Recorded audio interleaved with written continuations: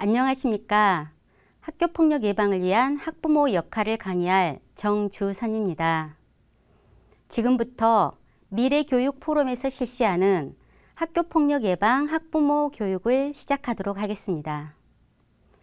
목차는 학교폭력에 의해 학교폭력 정책 변화, 학교폭력 사안 처리, 학부모 역할 순으로 진행하도록 하겠습니다. 먼저 학교폭력의 이해에 대해서 알아보도록 하겠습니다. 최근 들어 학교폭력이 갈수록 늘어나고 있고 학부모님들이 그로 인해 우려가 많은데요. 먼저 학교폭력의 이해를 통해서 어떻게 하면 우리 아이들을 학교폭력으로부터 보호할 수 있을지에 대해서 알아보도록 하겠습니다. 학교폭력 예방 및 대책에 관한 법률 제2조에 따르면 학교 내외에서 학생을 대상으로 발생하는 신체, 정신, 재산상의 피해를 수반하는 행위를 학교폭력이라고 정의하고 있습니다. 학교 내외에서 학생을 대상으로 발생하는 폭력이기 때문에 사소한 괴롭힘이나 장난일지라도 학교폭력이 될 수 있습니다.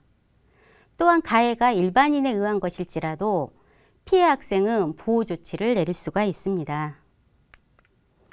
학교폭력의 유형으로는 신체폭력, 언어폭력, 사이버폭력, 따돌림, 집단폭력, 그리고 금품갈취, 강요 등이 있습니다. 특히 올해는 온라인 개학 이후로 학생들이 스마트 기기에 접하는 시간이 많아짐으로 인해서 사이버폭력이 증가하고 있는 추세입니다. 작년에 교육부에서 실시한 학교폭력 실태조사를 근거로 피해 응답률을 살펴보겠습니다. 피해 응답률을 살펴보시면 초등학교가 가장 높게 나타나고 있습니다. 그리고 중학교, 고등학교 순서로 나타나고 있는데요. 피해 응답률, 가해 응답률 모두 초등학교와 중학교는 작년도에 대비해 증가하고 있는 추세입니다. 반면에 고등학교는 지난해와 동일하게 나타나고 있습니다. 이는 학교폭력이 갈수록 저연령화되어 가고 있다는 것을 의미한다고 볼 수 있습니다. 학교폭력 피해 유형별로 그 비중을 살펴보면 언어폭력이 35.6%로 가장 높게 나타났고요. 그 다음에 집단 따돌림, 사이버 괴롭힘 등의 순으로 나타나고 있습니다. 지난해와 비교해 볼 때 집단 따돌림이나 사이버 괴롭힘과 같은 정서적인 폭력이 증가하는 반면에 신체 폭행은 2017년 이후로 지속적으로 줄어들고 있는 추세입니다. 다음은 학교폭력 정책 변화에 대해서 알아보도록 하겠습니다. 2020년 들어서 학교폭력 예방 및 대책에 관한 법률에 가장 많은 변화가 있었는데요. 그 개정 배경에는 학교폭력 업무 담당자의 업무 부담을 줄여주고 사안 처리는 더 전문성을 높이고 그리고 학교폭력 사안에 있어서 교육적 해결을 추구하는 차원에서 개정이 되었다고 볼 수 있습니다. 학교폭력 예방법의 변화의 주된 내용으로 보면은 학교폭력 대책심의위원회가 지역교육청으로 이관되었다는 것, 그리고 학교장 자체 해결제가 도입되었고요. 학생생활기록부가 기재 유보되었습니다. 그리고 불복 절차에 대해서 행정심판으로 일원화되었습니다. 이러한 변화를 구체적으로 살펴보면 첫째, 학교폭력 대책심의위원회가 지역교육청으로 이관된 것인데요. 이전에는 학교폭력 사안이 발생하면 학교 내에 있는 학교폭력 대책자치위원회에서 진행하던 것을 2020년 3월부터는 지역교육청 내에 학교폭력 대책심의위원회를 설치하였고 이곳에서 심의를 하게 됩니다. 여기에는 각 분야의 전문가들로 구성해서 보다 공정하고 전문적인 조치를 결정할 수 있게 되었다는 데 의미가 있습니다. 두 번째는 학교장 자체 해결제의 도입입니다. 경미한 사안에 대해서도 심의위원회로 넘겨졌던 것들을 2019년 9월부터는 피해 학생이나 그 보호자가 심의위원회를 원하지 않고 또 4가지 조건에 충족할 경우에는 학교장 자체 해결을 할 수 있게 되었습니다. 이로 인해서 학교폭력 사안 처리에 교육적인 방향으로 해결할 수 있게 되었다는 데 의미가 있습니다. 세 번째는 학생생활기록부 기재 유보인데요. 가해 학생 조치 중에서 1호에서 3호에 해당하는 조치에 대해서는 생활기록부에 조건부로 기재를 유보하는 것입니다. 이는 가해 학생에 대한 반성의 기회를 주고 생활기록부 기재를 둘러싼 법적 분쟁을 완화시켰고요. 이로써 학생 간 관계 회복을 좀 더 촉진할 수 있도록 하는데 그 의미가 있다고 할 수 있겠습니다. 네 번째, 불복 절차의 일원화인데요. 기존에는 피해 학생은 시나 도에 있는 학교폭력대책지역위원회에 재심을 요청했고, 가해 학생 경우에는 학생징계조정위원회에 요청했던 이원화되어 있던 법적기구를 행정심판법에 따라 행정심판으로 일원화하였습니다. 다음은 학교폭력 사안 처리에 대해서 알아보도록 하겠습니다. 학교폭력 사안 처리 흐름도에서 보듯이 학교폭력 사안이 발생하면 사안을 전담기구에서 조사를 합니다.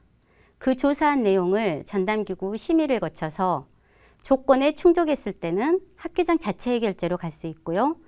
미충족됐을 때는 학교폭력대책심의위원회로 이관을 하게 됩니다. 거기에서 심의를 하고 그 조치가 학교장에게 가면 학교장은 조치 이행 후 생활기록부에 기재하게 됩니다. 다시 사안 처리를 구체적으로 살펴보면요. 학교장은 피해 학생과 가해 학생에게 긴급하다고 판단될 때 긴급 조치를 내릴 수가 있습니다. 특히 피해 학생에게 보호 조치가 필요하다고 인정될 때는 그 보호자에게 동의를 받고 심리상담 및 조언, 일시보호, 그 밖에 필요한 조치들을 취할 수가 있습니다. 물론 가해 학생에게도 선도 조치가 긴급하다고 판단되었을 때는 서면 사과, 접촉 금지, 교내 봉사 등의 조치들을 취할 수가 있습니다. 다음은 전담기구 조사 과정인데요. 학교 내에는 교감, 전문 상담교사, 보건교사 및 책임교사, 학부모 등으로 구성된 전담기구가 있습니다. 이 전담기구에서 학교폭력예방법에 따라 조사를 실시하고 그 조사된 내용을 학부모에게 통보합니다. 이러한 과정 중간에 가장 중요한 것은 학생들의 관계 회복입니다. 학생들의 관계 회복을 위해서 학교에서는 사안 처리 중간에 또는 그 사안 처리 전 과정에서 관계 회복을 위한 화해 조정을 할 수가 있는데요. 이 관계 회복이라는 것은 둘 이상의 관련 대상자들에게 발생된 사안에 대하여 이해, 소통, 대화 등을 통해서 이전의 상황이나 원래 생활로 돌아갈 수 있도록 함께 노력하는 제도입니다. 학교장 해결제로 가기 위해서는 관계 회복을 위한 화해 조정이 꼭 필요합니다. 사안이 모두 조사된 다음에는 전담기구에서 심의를 하게 되는데요. 전담기구에서 4가지 조건에 충족될 경우에 학교장 자체 해결제를 할 수 있습니다. 그 조건은 2주 이상의 신체적, 정신적 치료를 요하는 진단서를 발급받지 않은 경우, 재산상 피해가 없거나 즉각 복구된 경우, 학교폭력이 지속적이지 않은 경우, 학교폭력에 대한 신고, 진술, 자료 제공에 대해서 보복 행위가 아닌 경우에 한해서 학교장이 자체 종결을 할 수 있습니다. 전담기구 심의에서 모든 조건이 충족되었을 때 학교장 자체 해결을 할 수 있는데요. 이 학교장 자체 해결과 관련해서 은폐할 수 있다는 우려 목소리가 있기 때문에 학교장 자체 해결제의 선행 절차를 꼭 거치게 됩니다.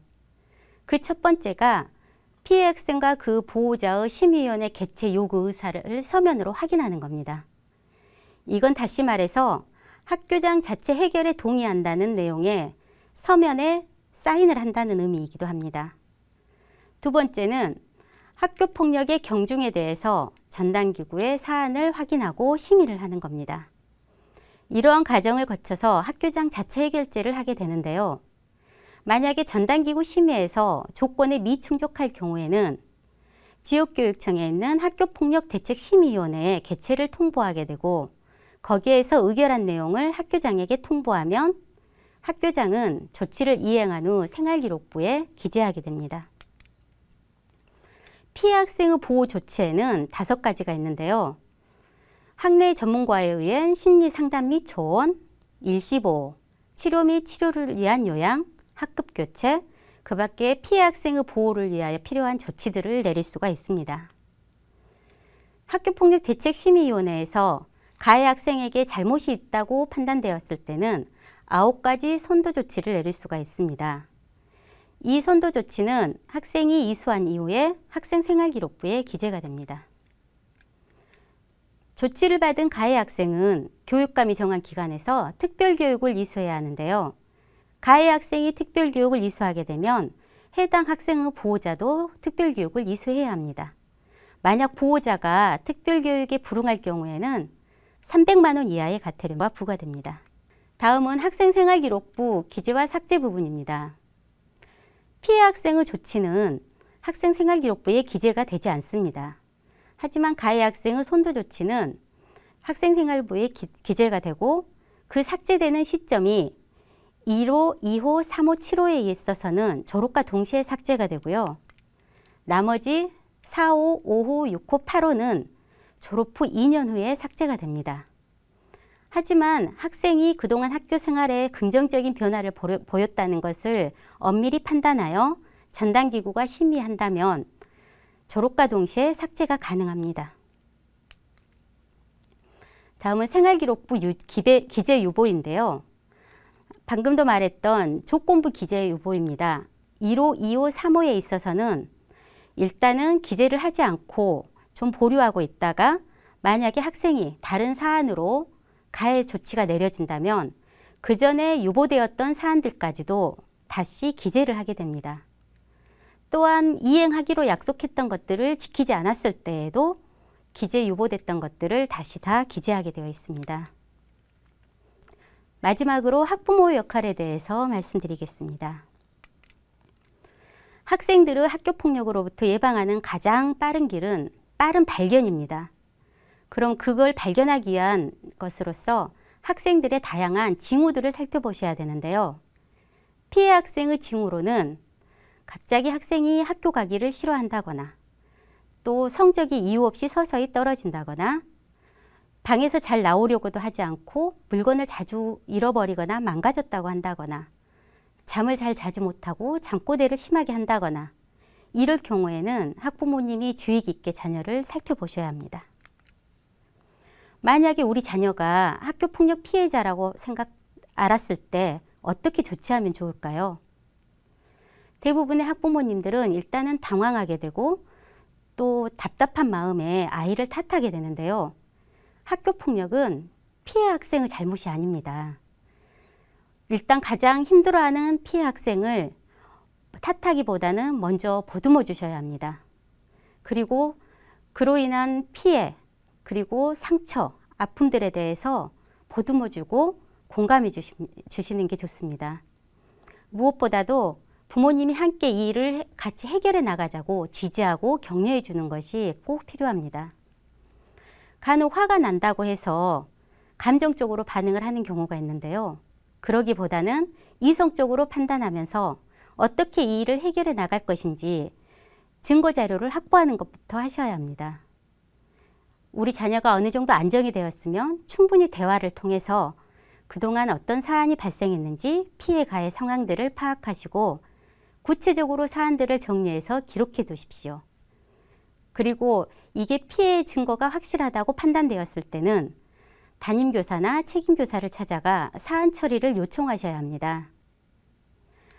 간혹 문제를 혼자 해결하려는 피해 학생 학부모님이 학교에 찾아가 가해 학생을 혼내는 경우가 있습니다. 이것은 문제를 더 악화시키는 결과를 낳기 때문에 오히려 우리 피해 학생에게는 전혀 도움이 되지 않습니다. 결국 우리의 최종 목표는 우리의 자녀가 안전하게 학교로 복귀하는 것임을 꼭 기억하셔야 할 것입니다. 그렇다면 가해 학생들은 어떤 징후를 보일까요? 용돈을 주지 않았는데도 돈 씀씀이가 커지고 비싼 물건을 가지고 다닙니다. 또 친구를 만난다고 자주 외출을 하고 귀가 시간이 늦어집니다. 그리고 다른 학생들을 때리는 경우가 종종 있고요. 갑자기 부모님과 대화를 단절하고 또 공격적인 태도를 보일 때는 학부모님들이 우리 자녀를 주의 깊게 살펴보셔야 합니다.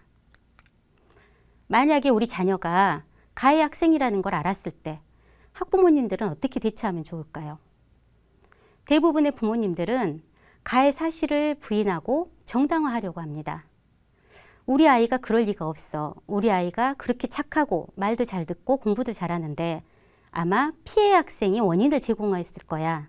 아니면 그럴 수밖에 없는 상황이지 않았을까? 이런 식으로 부인을 하는 경우가 있습니다.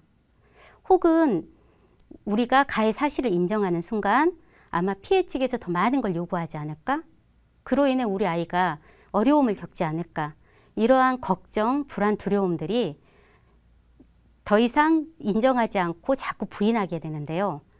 이렇게 부인하는 시간이 길어지면 결국 감정의 폭은 깊어지고 우리 아이들은 더 이상 화해도 용서도 할 수 없는 경우까지 발생을 합니다.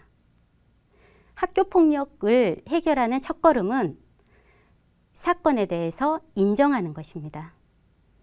그리고 또 우리 자녀에게 어떠한 경우에라도 학교폭력은 정당화될 수가 없고 그거는 잘못된 행동이라는 걸 인식시켜주고 피해 학생의 상황과 그 고통에 대해서 충분히 입장을 바꾸어 생각해 보도록 가르쳐 주셔야 합니다.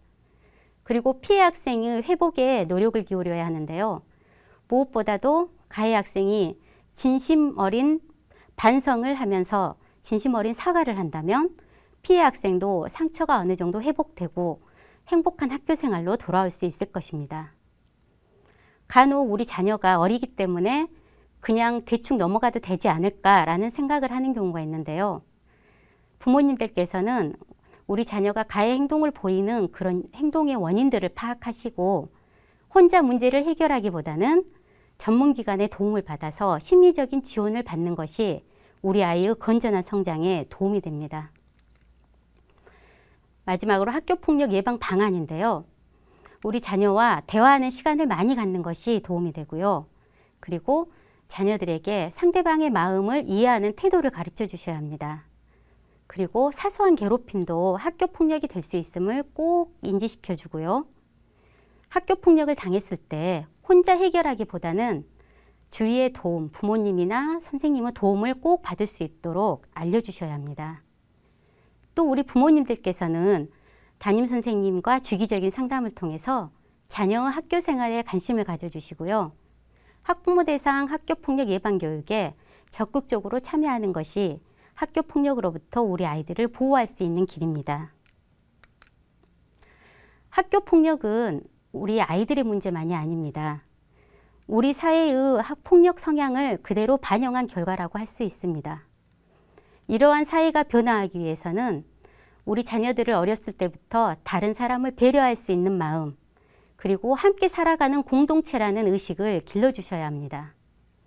학부모님들과 우리 어른들이 함께 좀 더 주의를 갖고 관심을 갖고 우리 아이들을 지켜봐 준다면 우리 자녀들은 행복하고 안전한 학교 생활을 할 수 있을 것입니다. 감사합니다.